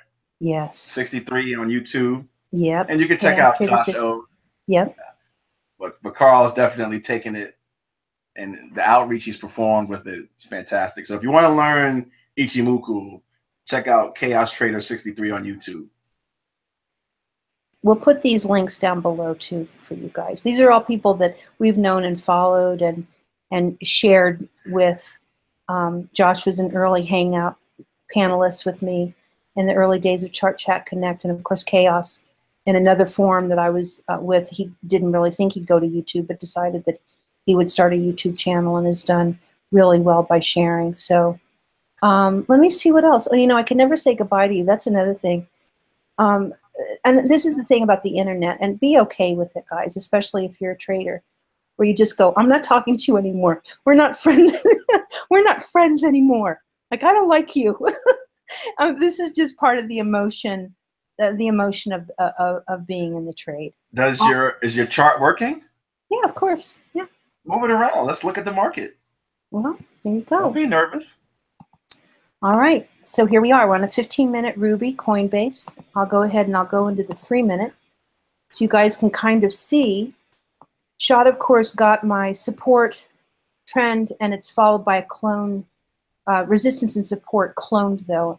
I've been doing a lot of these clone channels instead of any kind of form fitting that might change the pattern. So this is a true channel or cloned channel, and we got a good pickup of it. You can see. Here, I'll correct it. And you can do these kinds of corrections to perfect things once you're in a move. So we got a tap of the resistance, the upper part of the channel. This is where everybody was thinking we're going to probably blow. We'll blow and blow. Well, of course, the trade needs to rest for just a little bit, but we're ledging beautifully with Ruby. Ruby now, the 243 is way down here. You'll notice this blue area over here on the right. The 243 is supporting the entire trade right now. If we see any weakness whatsoever coming into Ruby here, we'll really start to blow out a little bit and reevaluate whether or not this particular long is going to hold. So what do you have to say? Do you want to share a chart? Do you want to? While you're there, well, we'll use yours for now. Okay, sure. Go back and look at the move up. Yeah. And talk about it. Yes, of course. Because I know many missed it, and they're like, "Oh my God, how did I miss this?" Yeah, right. Well, I'm showcasing a 15 minute, but actually in the smaller time frames, we did get some reversal bars in this move. But clearly, you can see that Ruby took the short here down below free market, and which is a classic. This is a classic Ruby short. And I must say that this area right here, I don't know if you guys can see the circled area right here, this is when the indicators start to get shattered, and then people start to, they get very confused about whether or not an indicator still works. So here we have a blowout, great scalping area up here, trade falls off, 96 very powerful for the Ruby, starts the channel off, and then, of course, the Ruby short starts to take hold. But as I said, we did get some readings down here that the trade was about to reverse. This is what Shad and I are talking about. This is called volatility. And if you do not know how to play volatility, in fact, I'll take the candles off. This is one of the benefits of Ruby. That's what's happening inside of the computers. All this volatility is happening. And if you do not know how to play it, you will get very discouraged and think all hell is breaking, all hell is happening. And you're always looking for, especially if you're long, when will we recover? And then you get too exuberant, and the trade can actually roll over. So what do you see? Well, but just look at the candle structure. There was some, like on my charts and even on Ruby, you see where we touched. That was the weekly S2. S2 is support too. It's the second level of support. The weekly time frame, this is probabilistically, but in general, is going to be stronger than the lower time frames. So the way I saw it, you had weekly support, and then you had 4-hour resistance. The 4-hour resistance is what created the upper edge of the channel, which provided that volatility for scalpers to trade in. And I think it's important because this was actually a classic example of how the levels of two time frames interact and create price channels. And then essentially the breakout trade is looking at, okay, when do I expect this lower time frame resistance to be overcome by longer time frame support and momentum? So that's the key. You got the price channel created by the different time frame support and resistance. So now you're looking at higher time frame momentum to push it through the lower time frame resistance. And that was the trade. Well, we'll have to re-listen to that on the replay, guys, I'm pretty sure. Because it was that was deep, dude. That was deep. Because you were listening when I was talking about it in the place that shall not be named. And I was like, yeah, we got, weekly support held, and it held. Weekly S2 provided almost to the nose the reverse on the dump. And then we touched weekly S1 3 times with the 4-hour bears compressing the price so that, we stayed in that range. And then it was like, couldn't be more perfect. And Bitcoin tends to do that, where you have people with different mental outlooks on Bitcoin's direction. Mhm. Obviously, there are major hodlers in Bitcoin who are going to buy any sort of big dump and play those longer time frames, your 3-day, your weekly. Then you got the people who are pessimistic on the future. They become the 4-hour bears or even lower time frames, and that's the channel. And so just watching one weekend versus the other is how you look at the movements. And they show up in charts differently, but you know, a chart is a chart is a chart. One day I'll explain why the phone sounds like that.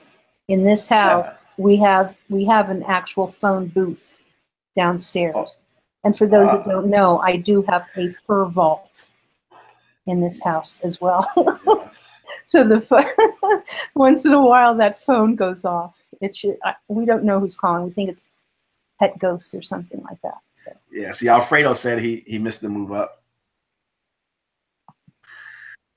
well, I'm showing the weekly, of course, on the Ruby, just so that you know, Ruby is built on a 60-minute fixed. So when I have to blow her out in this way, you really just need to focus on the candles and don't look at the indicator at all.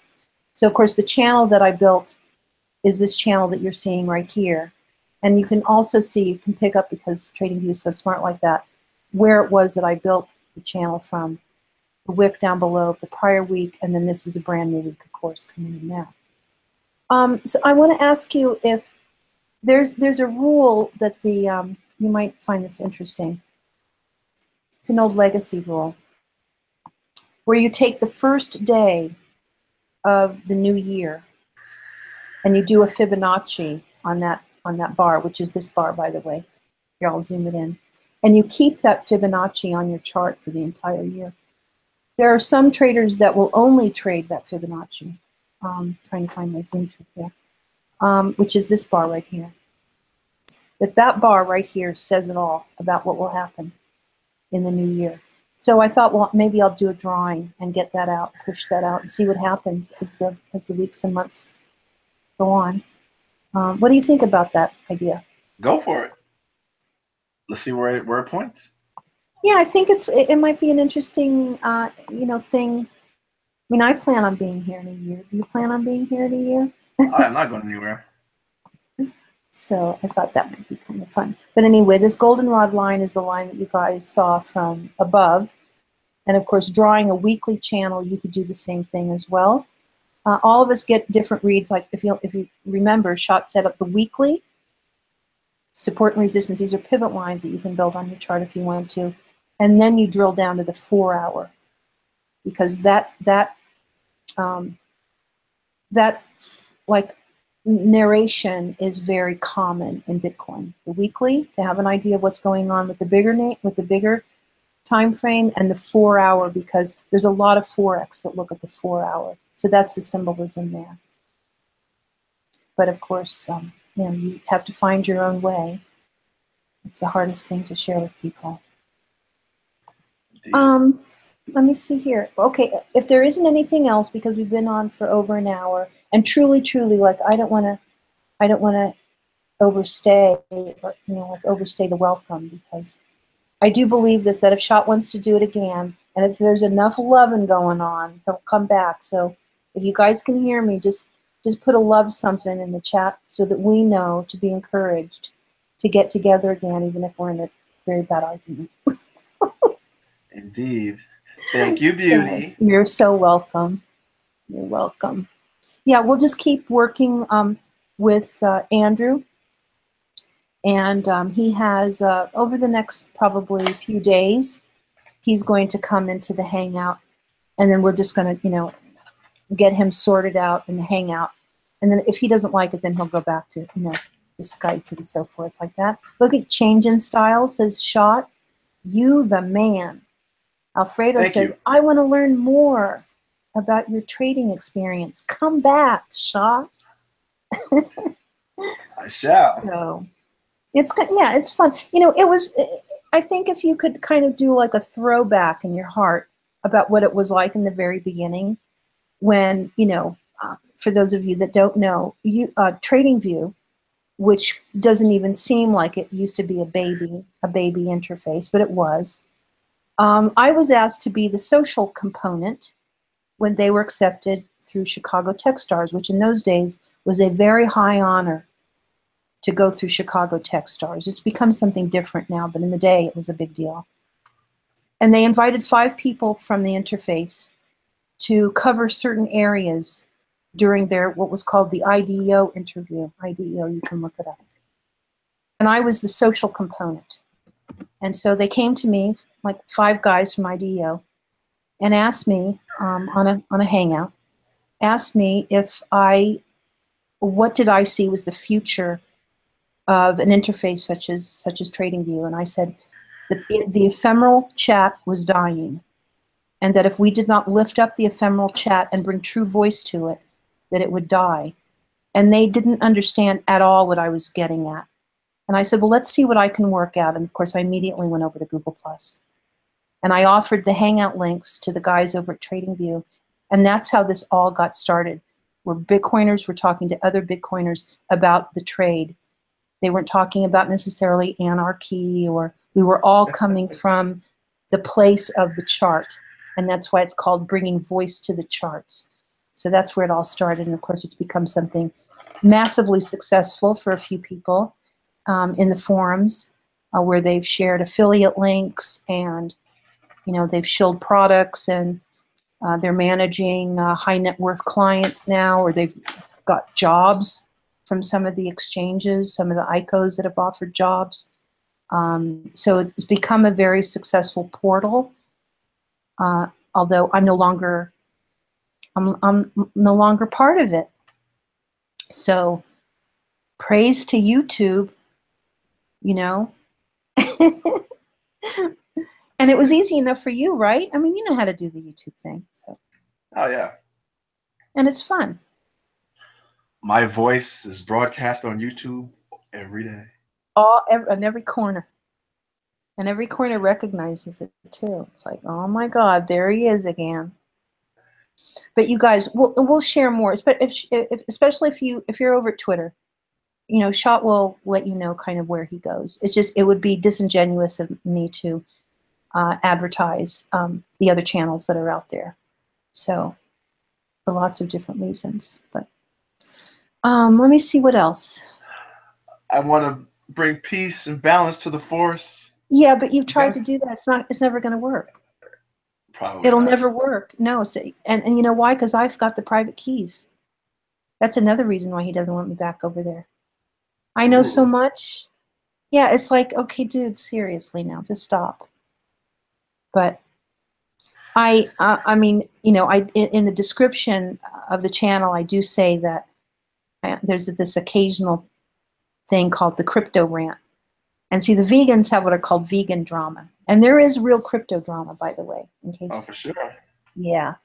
And sometimes, I like how I'm in the middle. I like how I'm in the middle. Because apparently, I'm hearing, I love it. I'm hearing right now, because I've been requested to join the other place.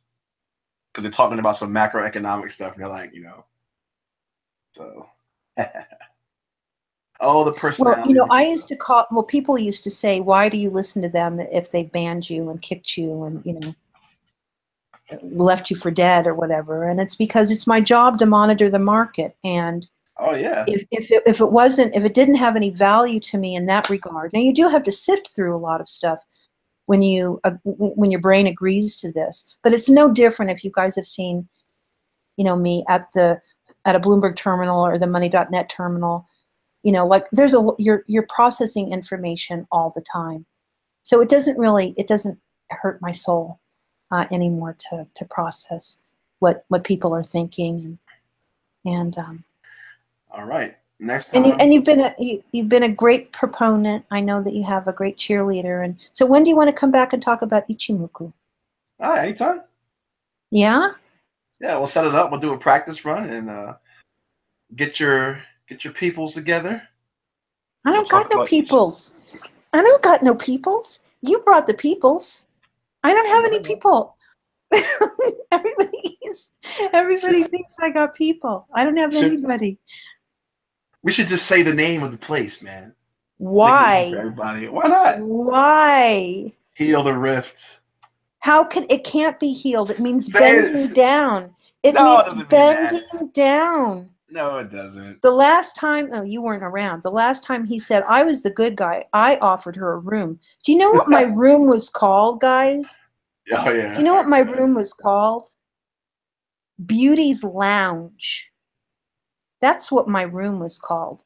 What's And wrong then with everybody, no, because everybody upstairs would say, what's going on with Beauty? And then others would say, I don't know. She's just by herself down there. We don't know what she's doing. Nobody likes me. It's that? We don't okay. like you. No, You can't. Josh. No, He's always no. like that. He goes crazy because he's such a maximalist. Like Oh, he is not. Bitcoin was dying yesterday. Oh my God, we're never going back up. It's over. It's over. Oh, you mean he's an extremist? He's not. He's certainly not a Yeah, he's an maximalist. extremist. He's an Well, extremist. that's how the perma bulls get. When I guarantee you, if you were to plot his mood on a chart, it corresponds to the bearish periods. I know, but this was supposed to be a no guru outreach. And the reason that I was booted out was because I asked, because there were gurus and gurus were making money, I wanted to know about the truth about that. Okay? And the moment that I went for the truth about that, that's when things started to get rocky. And I think that a community should share with its community. It should have the Jamaican style of sharing, that all the money in gets shared with everybody. It gets shared with everybody, down to the last person. And that's what I believe. I believe in the Jamaican style of that sort of, especially if it's shilling the exchange links and so forth. Jeff went to Jamaica with his I new know lady. he did. He has a tan. He's super tan now. It's crazy. How can he have a tan? He's too skinny to have a tan. He That is just goes super right through tan. him. Oh, He's is he? super tan. He had a I don't believe it. I think he had a level 11 today. I think he pulled out like 25 bitcoins today. So he had a great trade today. That's cool.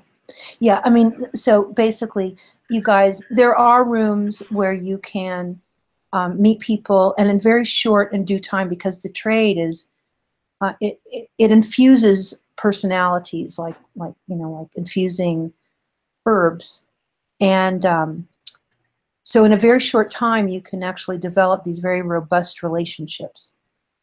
And so we're speaking about a fellow named Jeff Philosophy. And if you go on YouTube, you can find out that He Will Not Divide Us. And yes, indeed. And he went to the He Will Not Divide Us exhibition, or exhibit, I should say. And he said something very interesting one night too. Someone was asking him, so how did you get involved in the trade? And he says, well, I stumbled across this YouTube channel, and BeautyBubble and CoinRun were speaking to one another. And by the way, CoinRun is the most dangerous person on the internet. Just throw that out there. Yes. And he said to him, he said, and I said to myself, well, if they can do this, I sure can do this. And then he opened up the server and he walked in. That's how he came in. And so he's a valued member. Oh yeah, yeah. Last time he told me over at the Mumble to shut up, that he didn't need for me to call out prices when he was taking a long on a bull. He was taking a bull on a short, and I was like, oh no, dude. Or he was doing something opposite to what trade was. It doesn't matter. None of that matters, because everyone has to take responsibility. So, see, he wants you to have, he wants you to advertise the other forum that I've been, just so that you know, Day Trading Live, I've been banned from that forum. I'm not allowed back in by two very important people, air quoting, very important people in Bitcoin. So You'll make up. There's no way that is ever going to happen. I think we're going to unite the clans on Discord. No. Oh, on Discord. Okay, fine. Oh, sure. I can. That's part of the problem. We're still using TeamSpeak. It's like, dude, come on, Discord, man, Discord. Well, I mean, the Mumble was good too, except for I had rules over there as well. You can hear like my voice is getting squeaky about this because it makes me very nervous. Everybody gets to do whatever they want to do. But that goes both ways. I get to do whatever I want to do too. And no matter how much you're going to try and push me down and pull me back or whatever, all of those things. I still have my emails from Phil Potter. I still know Andrew Cardwell. You know, these are people that I have their phone numbers. Like all of this isn't going to make any difference to me. I'm talking about me, the person. But the woman on the internet the persona that I have to deal with is completely outrageous. That should be a topic. Talking about women in trading and women in crypto, especially crypto trading, where you get trolls galore. It's just unbelievable. Yeah, I mean, I wish that I could just say, okay, that's what that one is, and this is this one, and see, okay, there's you got a +1 for the Discord. Yeah. Another thing, though, is that eventually the person that owns the room does have to take a guru point of view. So an idea that I had, because ChartChatConnect has a Discord now, and that's gone in and out, is that you just do it for a season and then you let it go and you clean the room out and then you have people come back in. Term limits. Yeah, no, you know what I mean, though, right? Because I think that we get on each other's nerves, or, you know, everyone agrees that they're not going to call me the C word, and then within 6 weeks they're all calling me the C word. That kind of stuff, you know, it's like, okay, come on now. So that I think that's a good idea. I'm thinking about it. Very well. You like that idea? Yeah, we'll try it. Where it's just like it's a room that's just open for a certain length of time. Yeah. I mean, I like the Wu-Tang Clan philosophy. Okay, which one?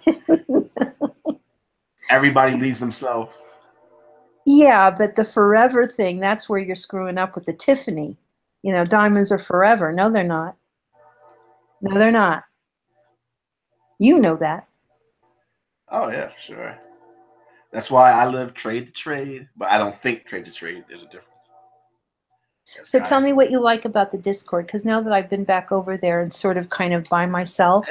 Especially for multimedia, man, for pasting in charts and things. Oh, yes, beautiful. Yeah.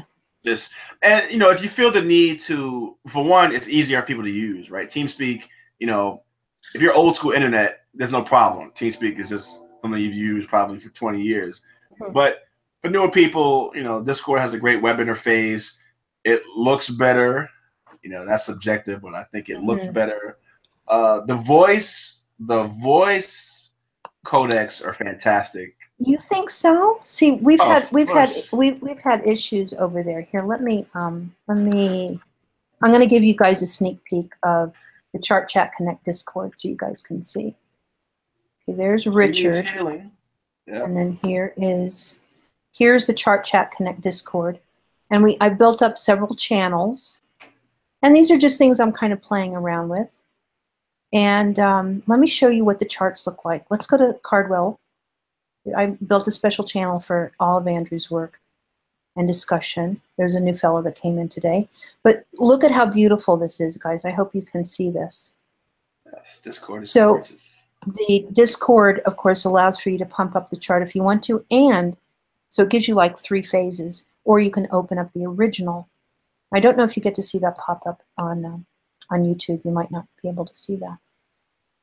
We also added a voice, well, there's 2 voice channels, and then we have a music bot that is in here now. So I'm just learning really how to develop the channels in order to have there be kind of flow. Because I think what happens in the general, like the welcome mat, like this would be like the welcome mat, is that you end up putting a lot of things in that can't help the instructional part of things grow. So, how do you have yours set up? Just the same sort of thing. No, yeah. I mean, do you just have one channel, or have you built up these other? I think more channels. Well, it depends. If converse, let's say for example, if you're going to have a pure trading and price action room, that's good, you know. And you can even have, I mean, people are going to do it and segregate, you know, high time frames, low time frames. So the order book watchers and the 1 minute candle watchers can be in their own area when every little movement gets them excited versus. Well, my thinking was that the channels should feel like your monitor setup, you know, where you're literally going, okay, what is Ruby doing? What's Cardwell say? of course, this is all media. What does the media have to say? What are the questions that are being asked and answered out there?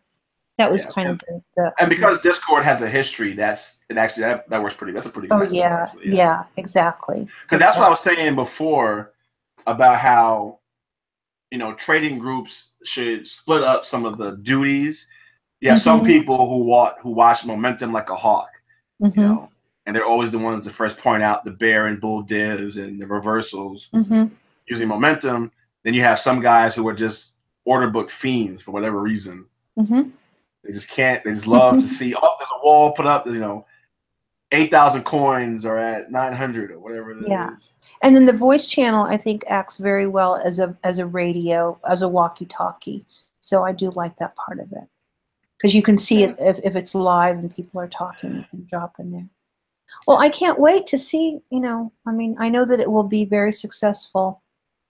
Indeed. I think a lot of people, uh, at least I prefer less of what's called ear rape, you guys. That's what it's called. It's called in all of broadcasting channels when people come on and they're literally shouting things out, or they're playing with your mind with soundboards and this sort of thing. And it's really, now that where we are with price now, and I broke especially it. the season that we're in right now, Oh yeah, it's going to be interesting. we can't have, for me anyway, I can't, So that's what I've been doing while we've been apart from each other. Happy Thanksgiving, Merry Christmas, Well, good. Happy Next New Year. time, Do you notice how I kind of avoid all the holidays? uh, next time we'll talk about Yeah, Ichimoku, let's and do the we'll Ichi. talk about hmm, I don't know, a few topics are coming to mind. I think, especially, I'll probably do half on Ichi and just go deeper into position sizing because I think that's where a lot of where kind of new players don't get exposed to those ideas and how it can help them get out of that trade by trade mentality, so they don't have the fear. Reduce the fear, turn the fear knob down, Okay, guys. so we'll do a little bit of technical and a little bit of maybe emotional kind of Yeah. work. Okay. All right, so for everybody, oh, here you go. There is an example. Nashat does not like this example of Ichimoku, but it will leave you stunned by its power. The best. And I mean, for those who wonder why I like Ichimoku so much is because one, there's an urban legend in Ichimoku, especially for cryptocurrency, that I want to dissuade you all from. It's not going to hurt that much, but there's a myth that the settings were set based around the length of the trading day, you know, Mm-hmm. but it's actually based on Ichimoku number theory, which relates heavily to Fibonacci. Mm-hmm. So essentially, if you're used to drawing Fibonacci levels on your charts, Ichimoku, because of the relationships between the lines it has, sort of does that for you. And it also, because it doesn't take averages that do smoothing on the lines, the trend lines you might have to draw anyway from using moving averages or EMAs, it sort of does it for you. So it just kind of like it has three perspectives in one based on the relationship of the numbers and how it's calculated. So I'm going to burn this particular chart into your mind so that when Shot comes back and actually showcases his chart, that you will actually learn the real Ichimoku. Obviously, this is a much more dramatic version of Ichimoku when we were all playing with colors and trying to attract people into learning. But so this is not the Ichimoku you will see when Shot starts to share. Indeed. Well, thank you, Beauty. You're very welcome. You're very welcome. So for everybody, just follow each other. Shot's going to go on off, and then I'll do my kind of ending slate. And thank you so much. As always, run out to Twitter, follow Shot for sure, and hashtag make money with beauty. Hashtag if you want a relationship with me, put it on the blockchain. Thanks a lot, guys. Bye-bye now. All right, so that one will go in the can. Thanks, love. Thank you. My pleasure. All right. We're still live, by the way. Just saying. That's fine. They get a little bit of zhuzh at the end, always. Oh man. So we're on the record, but off the record. I'm coughing. Later. Later. Bye-bye. See ya. All right, so isn't that fun? And I want to thank you guys for, hanging out and being made part of a little bit of history. A great way to start a new year. And anyone and everyone is welcome. If you want a panel link, all you have to do is just ask me for one. If you've got a chart that you want to share, you can do it in the Google Hangout like it was in the old days. Or we can just talk about what you see and hear what you've got, what your ideas are, and you can click in and bump out, and that's how it used to feel in the old days. We used to do 24 hours, 7 days a week. When we could use the Google Plus API, they allowed for us to schedule ourselves 24/7 as long as there was one seat, always one seat that was in the panel link, and we could stay live. So in a way, you're talking to the OG of all of this sort of way of coming together in these Bitcoin forums. So if you've enjoyed it, just there'll be more information down below once I put it in the description. I'll be deep. Maybe I think I tell a little bit of the story and some of the ideas that we have about rules and about the Nightbot that I use and that sort of thing. So if there's any other questions, I will take them. You are welcome, Changing Styles.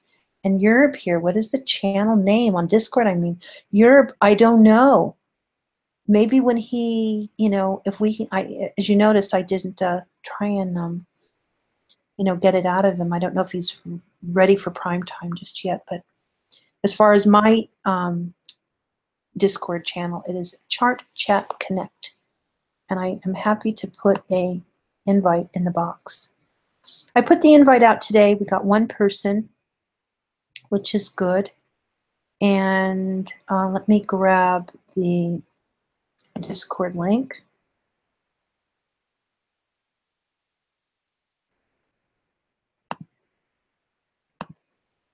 And let me go over to the invite because we can invite people. And I'll make a copy of that. Come back over here. And here we go. Okay, good enough, Herb. Yeah. I always say, why I say Herb, right? Herb. Okay, there's the Discord invite to ChartChatConnect. And if you've never sort of been on Discord or whatever, or maybe by coming over to me, then Chat will give me the Discord, or I can encourage him to throw the Discord link out somewhere, or his invites. My invites are not, they're timed for 20, I think it's like 24 hours maybe. I don't know what the timer is. But that is the ChartChatConnect Discord. And as you could hear from Shot, we really, what he wants to do is kind of get everyone sort of back together, what I used to call tethering. And I have, I have high ideals. I don't think that it should be centralized. I think it should be decentralized for certain. But each of us has our own tendencies towards things, right? I mean, I don't want to be called the C word, and I've said this openly. I find it completely, well, first of all, it's not true. Second of all, no one in my natural life has ever called me that, and therefore I'm not going to accept it by some, men on the internet. Clearly, I'm just not going to do that.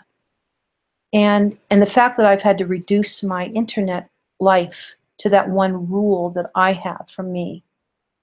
There are other trader rules that you're seeing in the Nightbot that really have to do with guidelines. And that, just have more to do with guidelines and so forth. I basically have 3 rules, and then I had to add that 4th one because I had, that was just the end of that.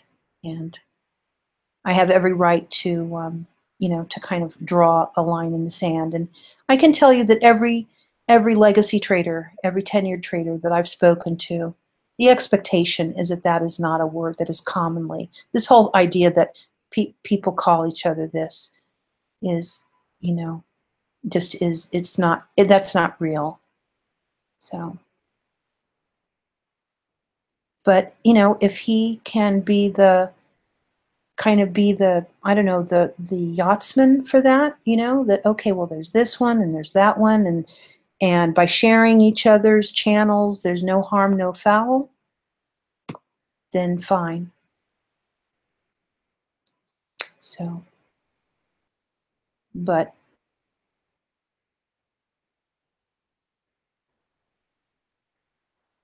I just want to say, you know, thank you very much. And I'm going to be doing a little bit of kind of end of the event here. It started off with how to use Google Hangouts, a primer. I don't think I did that great of a job at giving that instruction because I could not open up the full Google Hangout window. I thought we could open up 2 windows, but we could not. And then when Shot comes back, we hope that he will bring us into more of a focus, uninterrupted, about the Ichimoku. I've been in a forum with him where I've asked him to share with other people, and none of it was ever recorded, which is really a pity. And so if we can kind of get these good voices to come on and share, then there's a lot of value in doing that without the interruption of, you know, other ideas and so forth coming in.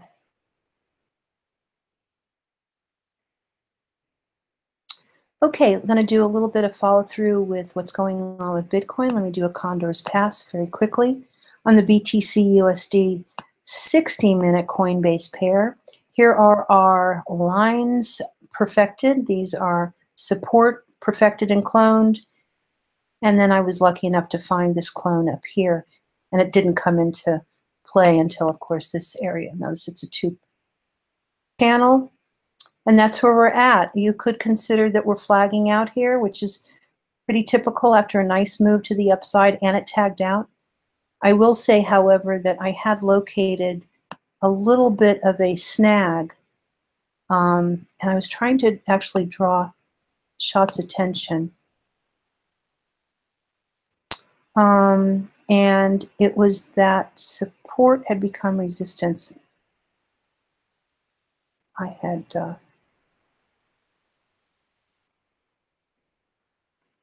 so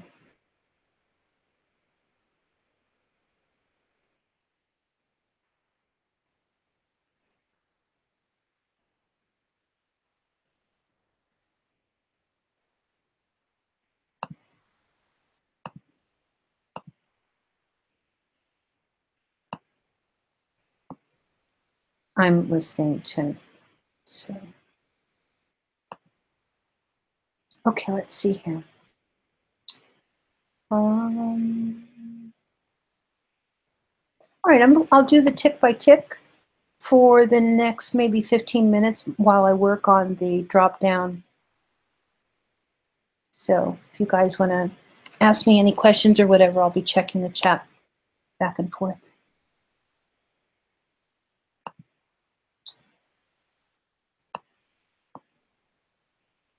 So if you're ready to go by the tick by tick, here's the 1 minute. This is what's happening in the 1 minute bar.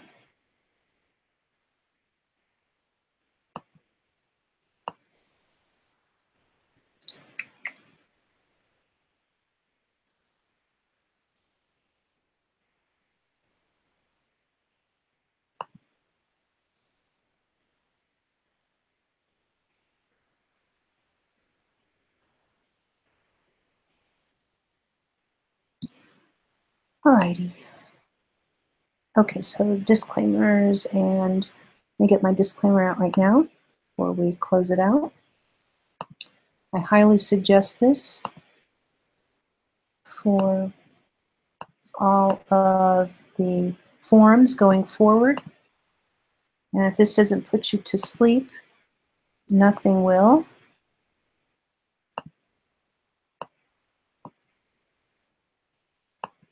And we're going back and forth. So if you're ready on 3, 2, 1, just so that I have it on the recording. All right, in 3, 2, 1. Many times when you visit my channel, we are live. We're actually physically live, but I have it on no audio. It can be intermittent, no audio, then there'll be audio. All you have to do is just, check in with me in the chat, and the chat is always being monitored, and I can come on mic when it's convenient. But a great deal of the time I come live. But the tick by tick, and especially if there's moves that are coming in, a lot of times I'll go live just to document, just to journal the move. That's why it says the stream is to serve as an archive of price action during volatile moves. Here's my disclaimer. Please be advised that all content in the chart shown is meant for entertainment and educational purposes only. Trading the stock, bond, currency, cryptocurrency, commodity, and futures markets can be rewarding but is also risky. Be aware that you can lose money and in some ways lose more than you have. It can also be profitable but not without significant risks. You are responsible for your own independent investment transactions. The charts shown are not to serve as an investment advisory service. I highly encourage you to seek professional advice in regard to your own financial decisions. Information you may get from any chart shown and its further discussion in other chat rooms or forums may not reflect my opinions or the opinions of the chartist actually at the time. The chart shown in their content is not a solicitation, nor an offer for professional investment advice, nor is it an offer to buy or sell stocks, bonds, currencies, cryptocurrencies, commodities, and/or futures. The channel is in review for monetization approval. After 8 years, come towards the end of January, I will have been on YouTube for 8 years, and I had the pleasure of being monetized to the tune of 2 cents every time I uploaded. And then when the monetization, the adpocalypse and all of that happened, of course, all of my videos were put into no monetization. If I ever do monetize anything whatsoever, for example, if the coursework for Andrew Cardwell or anything of that nature in which there is some sort of compensation, you will be the first ones to know about it. My motto is to make money to do good. That's it. Make money to do good, for anyone that's wondering what is your intention and so forth. So you can see in prior videos, you can go way back. I'm one of the few people that actually has the Mt. Gox 1-minute charts still documented on YouTube. So I go back a ways. And what can I say else? That's it. I think that's really it. I think so. We're ready to sign off. Everybody ready to sign off? Just let me know. See, wasn't it nice to have Shot in here? It's nice, right? Yeah. I'll tell you what, in the day, it was so much fun. And just like with anything, when it's in its youth, it's there will be people. I mean, you could see the value and you could see how big it could become. But if you don't bring everyone along on that ride, and if you don't share your wealth, your knowledge, your abilities with everyone as you're bringing up and coming up, that's when, for me, that there's conflict that did not need to have happen. And I will not yield. I know what the questions are, but I can tell you that both the 2 men that run that other forum, they have made it very clear that the ban is a hard ban. It's firm, and it's not going to be lifted. In joining their Telegram group to follow the public trades for the community, I came on. I said, I'm here in peace. I'm only to follow the trades that are being put out to the public, and I was ceremoniously banned immediately. And the cause was that I provide no value. That is the owner of that channel claiming that I provide no value, that I'm not good for the community. And yes, I will. I think it's right here. There you go. That should work. I think it works for 24 hours. So I really don't think when you're in a situation where you have the owner right? It's like the owner of a restaurant, okay? And the owner of the restaurant has the right to refuse service to anyone.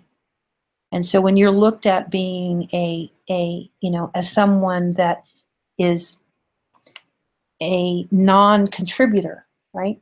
Then there's nothing that you can do. And at my age, there's nothing that I should do. So it is, and I don't think that it's one of these things that should be undone. I'm very much of the mindset that, there's certain things that deserve to be undone. And then there's other things that you just have to say, you know what, that's the trade. That's the bargain I made. I bargained with two of the most notorious trolls, in my opinion, who harbored the most notorious troll ever, Adam Guberez. And I don't know why I was the fodder. I've been told why. Apparently I provide a lot of feedback, and it's funny, and then they get to, play games. But eventually you realize that, and I told him so much, he just hasn't picked up the message. I told him that he doesn't have that right to determine my value in a community of 15,000 people. There's a lot of different people. And I think that we all, especially if you are interested even in the most minute way in this particular trade. And when we talk about the trade, we're talking about all of it, okay? Every part of it that makes it work and move. We're all of value. It's not for me to decide, ever. That's why this is no guru, to ever decide who's more than another person. Do we have arguments? Do we have, like, oh my God, do I have to explain this to you again? Are there those kinds of familial arguments? Yes, that's very natural on the internet. But to ban me because I don't provide any value, that's a lie. And if he's willing to lie to me, it means that he's willing to lie to you. And so goes the other one too. And so goes the other one too. And that means that they're lying to themselves in the trade as well, because it's not like you can separate that off. You can't. You can be a financial, Zion and be lying to people, look at Bernie Madoff. As it turns out, he actually put together some very good trades. But at the bottom, at the end of it, at the end of his rainbow, was a scam artist troll.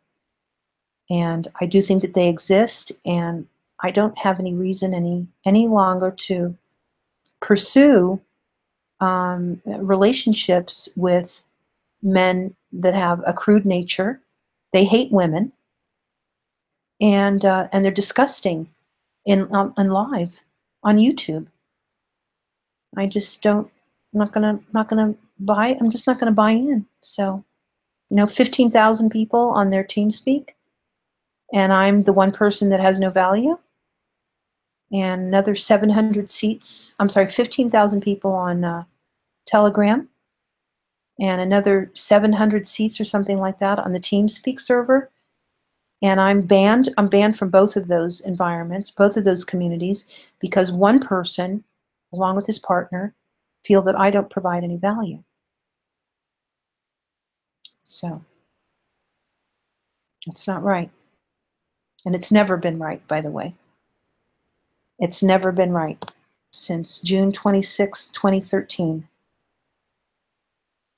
The very first time that I came public on TradingView.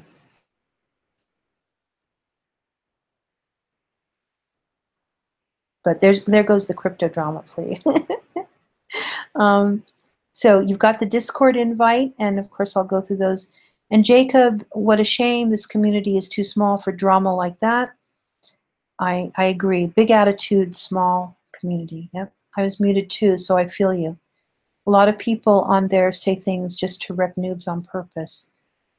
Yeah, it's a mindset that's completely unhealthy. I think it's unhealthy and it's unsafe.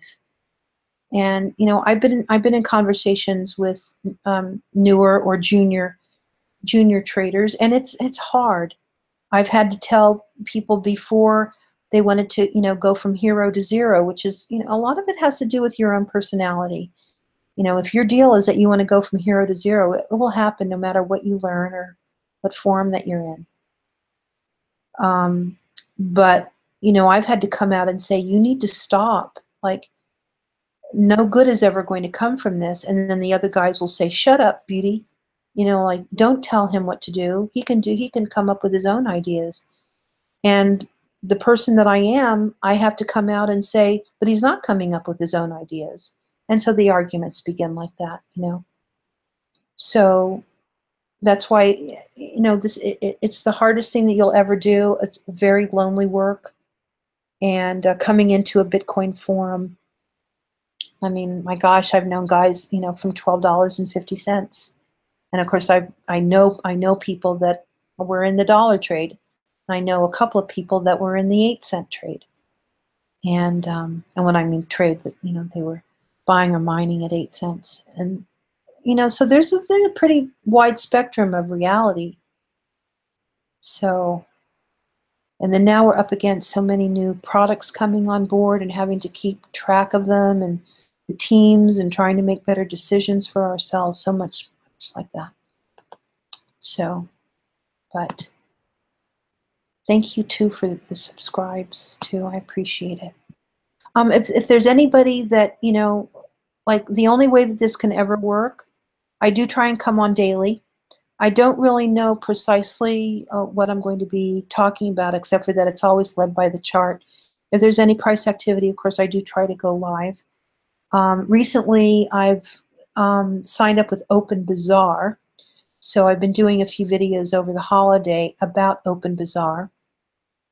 And I think that there might be a chance, because of the kind of person I am, of like getting Brian Hoffman to come on.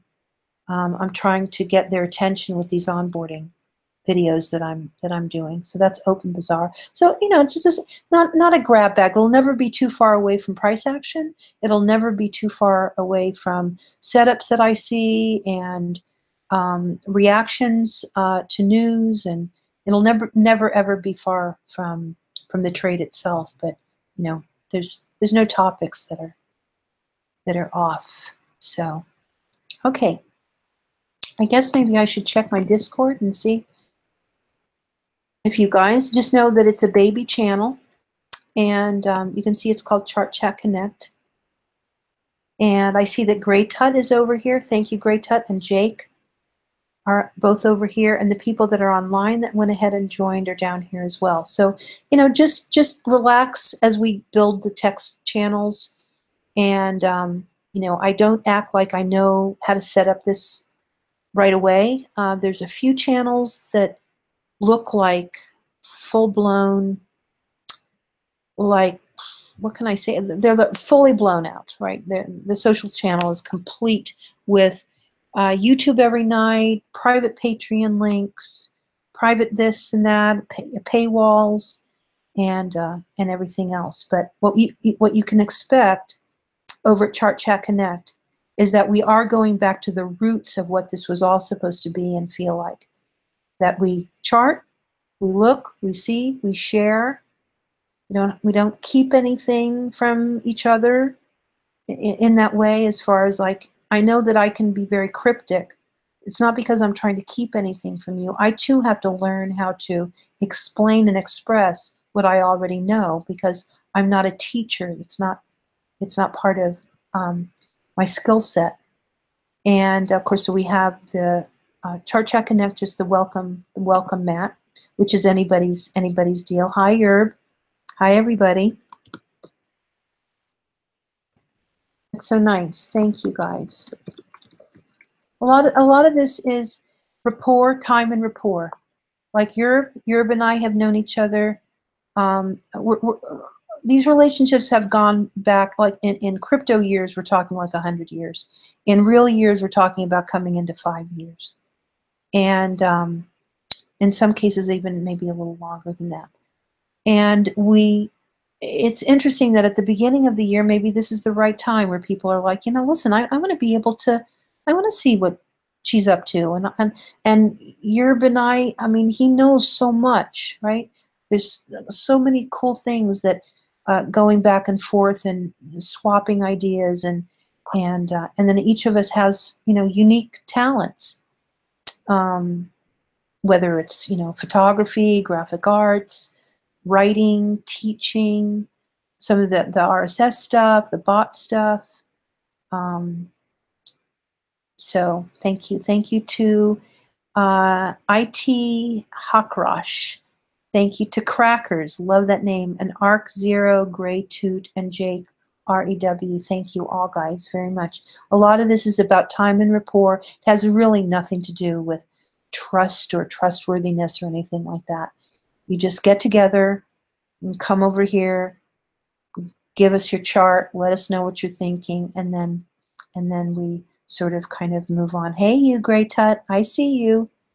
So you can see the text channels that are over here. We have the welcome mat. We have the rubycrossbot, which is where all of the bot building will be happening for the rubycrossbot. Then the Cardwell work, of course, saying Cardwell RSI, Edge. This will be as much as I can share that is above the paywall, not the paywall. This was the holiday playlist where we were playing around with the music bot. There's a couple music bots that are actually available. The ChartChatConnect media, I think this channel has to do with, the calendar links, who we might want to follow, the YouTube. Like right now, I'll actually put the YouTube in there, so I don't forget that we actually did a YouTube, and anyone can timestamp or whatever they want to do with that. So that's the CCC media, and then the CCC questions. These are just so that we have a whole list, all the questions that are asked and answered.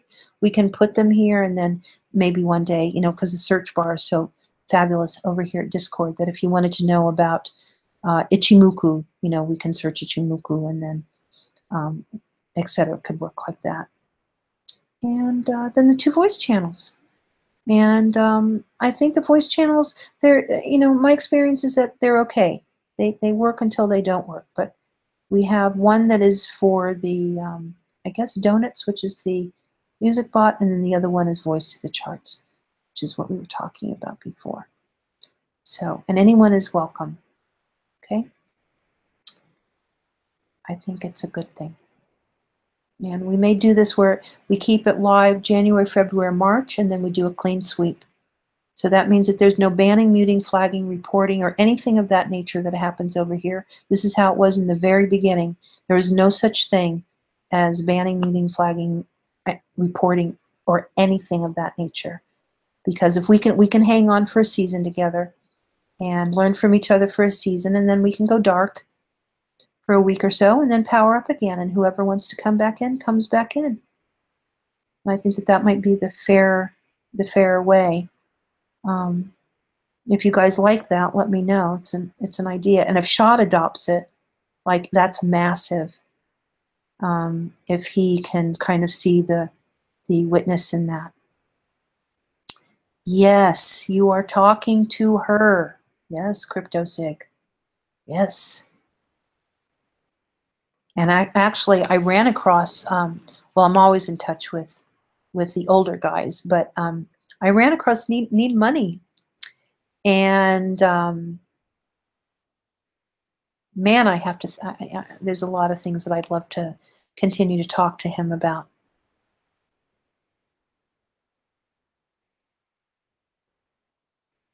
So yeah, you guys just, you know, let us know. I get that question a lot, and I think that, you know, of all of the attempts that I've made over at Slack, and, you know, just so that you know, the book was almost ready to be completed and published, and TradingView banned me, and I lost everything in the private chat because they took me out of chat first. That's the first thing that they did, and it took away every single thing that I'd ever written. So it's going to be a longer road, but I have I've done some interesting things that might help. We have now, can't remember if it's I never remember. I have 2 channels where I've done actual graphics, and it might help. So with OBS, I'm hoping maybe over at Twitch I can do those graphics, or YouTube, where I can showcase the graphics, and then you guys would have those. They're just like flip cards, and it would. I think it would really help. You know, go to flip card number, and that will describe what's happening there. And but I have ChartChatConnect over at WordPress, and we have BeautyBubble over at Blogspot. I just don't know which one. I don't know which one. Hold on just a moment. It might be the WordPress. The minute that I open up the file, I know which one it is. No, it's going to be BeautyBubble Blogspot. And there we go. Yeah. And it's going to be the June 16th, I think, or July 16th, maybe. Yeah, okay. So this is the written out cheat sheet, and then I have these actually in a little little cards. Okay, here you go. This is a good start, okay? It's just because it's written out, and some of it's written out anyway. There you go. And I'll probably end up moving that over to ChartChatConnect as well. But if you go down into that post, you'll notice that there's a legend, and that legend describes all of the settings and how to read them. You're welcome. And so, you know, me not having to worry about, you know, trolls and all of that sort of thing, then I think the Discord is a good place for me to flesh out those things over at the rubycrossbot. And I'll go ahead and I'll put that over here too. And that is the 16th is when I did it last. But we learn every day. If, you know, she was that legendary, then we wouldn't still be learning. And I'll also put this over here, even though the site is, put it as a link over at the YouTube video. There we go. All right, I'll be popping out the chat, and what I try to do is make a copy of the chat in its entirety. It's a little special sauce that we do over here at BeautyBubble channel. I make a copy and I put it in Google Plus as a post. So in case you missed anything about the chat today had a few questions and a lot of the Nightbot. But let me grab this, and then you can notice this will go into the pinned comments. And here we go with this. That is everything that was talked about today. And as the channel grows, it might be useful, maybe, you know, people's names or questions that you missed. But because we do it live, the chat does go away. And so I've kind of come up with a little dummy fix for that. Where else do I want to put it? Oh yeah, I'll definitely put it over here. Restore your chat. Boom, done. And then here. And this is the chat. Become a pin post when things are over. There we go. So you've got the blog spot, you've got your Discord. Thank you for everyone that took advantage of the invite link. It is not on. It's not a perpetual link or living link. You do have to ask for it. It's just the way that I haven't set it up where it's a permanent link yet, so that I can see how it works. And if anyone has a problem with the link, we can sort that bit of business out too. And let's see here. I think that's it. I think we're done. You can hear that my voice is kind of getting a little crackly and funny. And we like to keep things up and happy. So let me restore my chat.